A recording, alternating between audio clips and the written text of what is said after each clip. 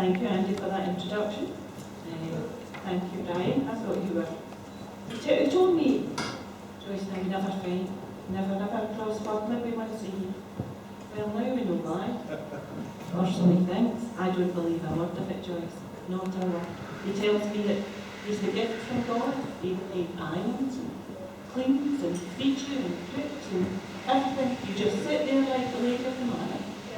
I've got that 99, Joyce. So, all bets are off. Thank you, Andy, for that introduction. As you rightly say, I have retired from teaching. It was all I ever wanted to do, and I loved it. Maybe because it suited my personality. You see, I like to organise folk and happily give advice, even when sometimes it's not asked for. If you don't believe me, just ask Bruce. But the teacher in me doesn't believe, see the high ground, in ridiculing or making a fool of folk. So, gentlemen, I'm not going to do that very much. So, Brian, thank you again for your toasted in reply. I'm delivering an educational opportunity for you men. So listen and learn. Some things never change, but maybe they should, and this is the night of rhyme because I wrote it in rhyme. When of an evening in the street, a happy man you come to meet, the chances are he's had a bevy and possibly is feeling merry. Our Scottish men are not renowned for smiles replacing Ayrshire frowns. They seem to love a countenance dour, a face contorted with something sour. Or is that just my own dear man? My Bruce, the singer in the band, for whom a smile can be quite rare, and having fun is like a dare. His favourite saying, clear and loud, is silver linings have a cloud. silver linings have a cloud, if I have heard that once. And speaking of a man less happy, there was a man boozed at the nappy. I speak of Mr. Ushanta Tam. That sozzled, happy, silly man, maybe something we've all seen before, ladies. He had a night he'd never forget, and a stoating head the next day, I bet. And who was it that saved his very life? It was a female, but not his wife. It was no other lady fair than Meg, his faithful, strong grey mare. I wonder what went through her head that night when all the way through they fled. Perhaps these thoughts about her canter with her boozy master, Tam O'Shanter. Well, there we were again that night, and there he was, an unco sight. Foo's a walk, could barely stand, but on my back, and with his hand, took me to a scary place, where ghosts and ghouls with deathly face would before that night did see its end, chase us as if to hell to send. And all because he had to look and leave off all his senses took when roaring, "Well done, Cutty Sack!" Did they look like dancers in the park?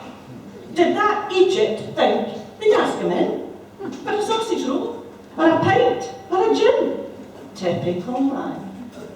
No thought or foresight of the terrors he released on that night, and who was there to bail him out, to get him home, to heed his shouts?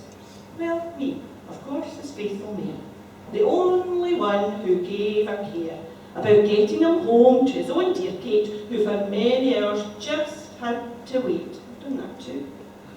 And what did I get for all my strife? A tailless rump for the rest of my life. Aye, ladies, the males whom we adore can sometimes all be fools, for sure. Now, gentlemen here with us tonight, you may not have been through such a fright, but I dare say on an odd occasion, after a few or more libations, your faculties are a little impaired, a little less sharp, untidy hair, well, if you've got it, untidy hair. And sharpness of thought is a little askew, as is the ability to untie your shoe. Putting on PJs or getting undressed becomes harder than a Mensa test. And who, you gents, will keep you right? Make sure you get into the bed at night. Pick up your tie, your jacket, your shirt.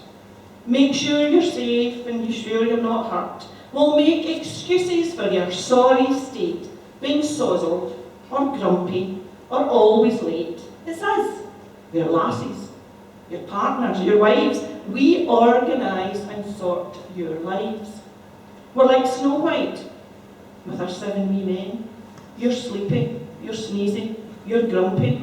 But then, a wee bit of happy just makes us smile and makes the rest of it all worthwhile. This brings me on to Robert Burns, who was also a man of many turns and twists of head, and also of heart. Loving many women was such a part of a poetic life that went far too quick, of thousands of words from which we pick songs of love, of life and nature too, that still have relevance for me and you. He was a great man, that much is clear, but there was another, just as dear. The woman who stood by him day by day, bore his children, and staunchly stayed his loving wife, his listening ear, his wonderful Jean Armour dear. No doubt she knew her husband well, his talent, his flaws, his constant swell of fancy for many ladies fair, who seemed to surround him everywhere. The words he wrote, not all for Jean, must have hurt her when they were seen by friends and family, others too, and I don't know any women who would stand by a man so often or over. Many women would have done him over. Yes, women are now a different breed. Faithful and loving is what we need. So guys, don't ever do us wrong and think it can all be fixed with song or poetry or pretty verses, because you'll end up outside on your verses. Don't fancy or woo or court another, or you can march right back home to your mother or daughter or son if they will have you, though I fear most of them would hunt you too.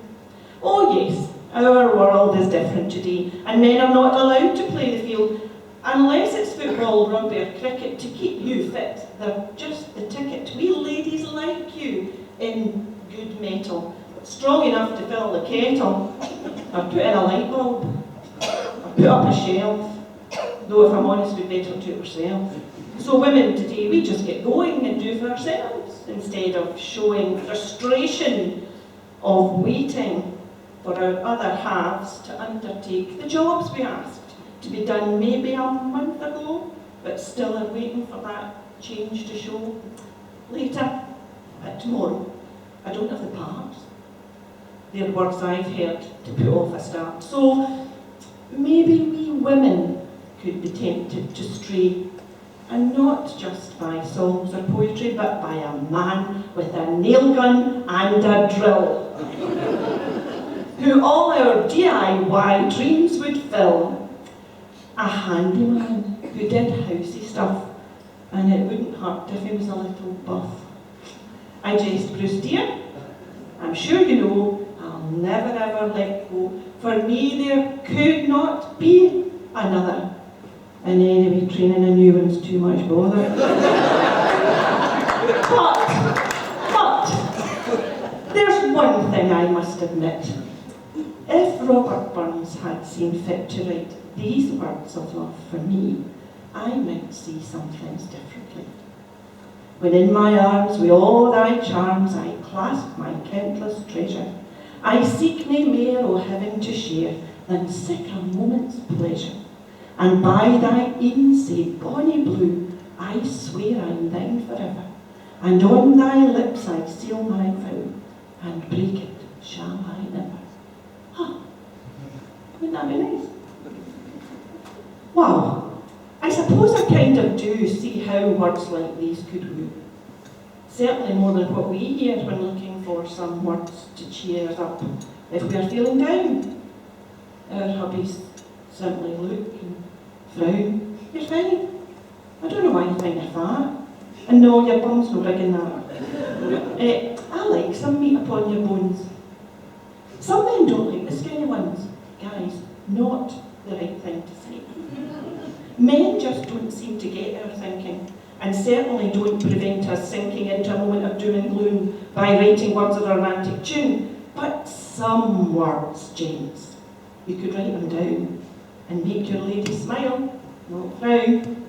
I'll tie Posy round with a silken band of love. I'll place it in her breast, and I'll swear by all above that to my latest draught of life the band shall never remove, and this will be a posy to my ain dear love.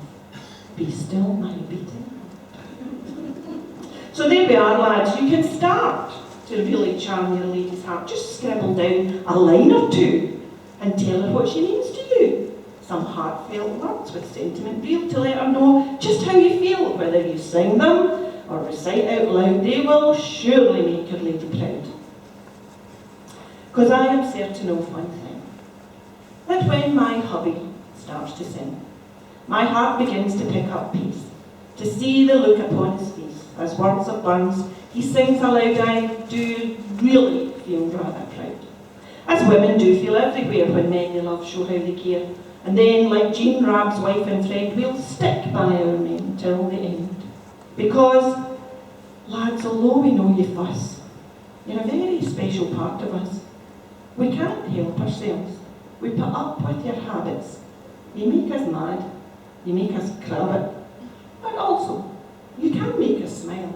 And sometimes even once in a while, a cup of tea, a bunch of flowers, have wonderful romantic powers.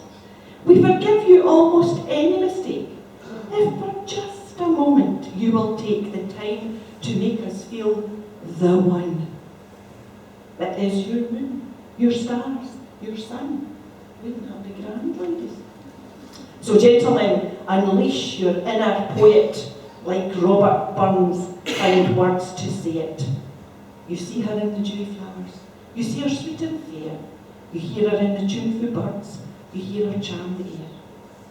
And if you do all this, my lads, your future life will not be bad. For like Jean Armour and Kate O'Shanter, we ladies will accept your banter, your little foibles, your winsome ways will charm us all our livelong days. So ladies, raise your glasses high, with a smile, a nod, and perhaps a sigh. Gentlemen, we love you too. And here's our ladies' toast to you, to the lads. Thank you.